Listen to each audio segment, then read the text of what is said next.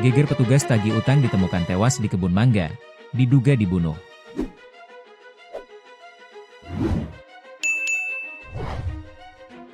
Warga di Subang, Jawa Barat, kembali digegerkan atas penemuan jasad seorang pria di area kebun mangga, dalam kondisi cukup mengenaskan.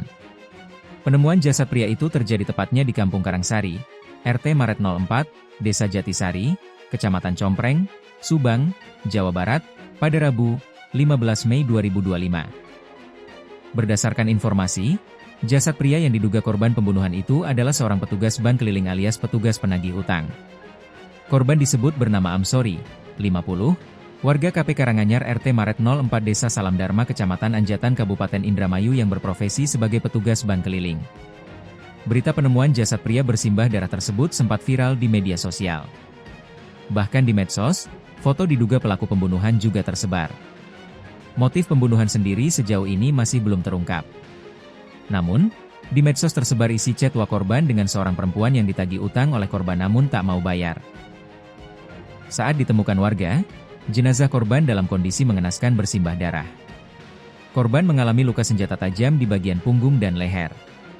Namun motor korban masih ditemukan di TKP kejadian. Kapolres Subang AKBP Aryek Indra Sentanu melalui Kasat Reskrim AKP Bagus Panuntun membenarkan adanya penemuan mayat pria bersimbah darah tersebut.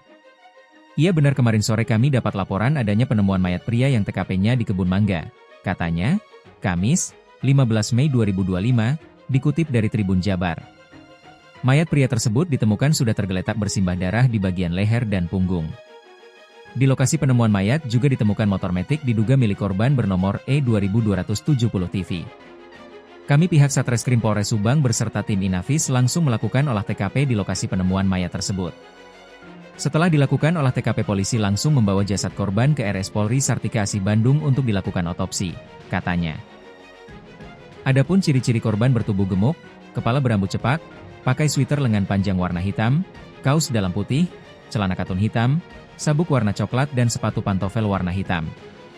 Hasil pemeriksaan Inavis ditemukan sejumlah luka benda tajam di bagian tubuh korban seperti leher dan punggung, ucapnya.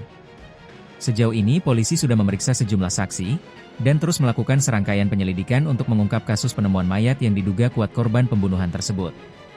Mohon bersabar buat masyarakat maupun keluarga korban, jangan banyak menyebar opini dan berita tidak jelas di medsos. Kami pihak kepolisian akan terus bekerja semaksimal mungkin untuk mengungkap kasus ini, tandasnya. Pihak kepolisian masih belum menyebutkan terkait berapa jumlah saksi yang sudah diperiksa dan juga apakah pelaku sudah tertangkap apa belum. Mohon bersabar, nanti kalau semuanya telah terungkap kita akan press release, ucapnya.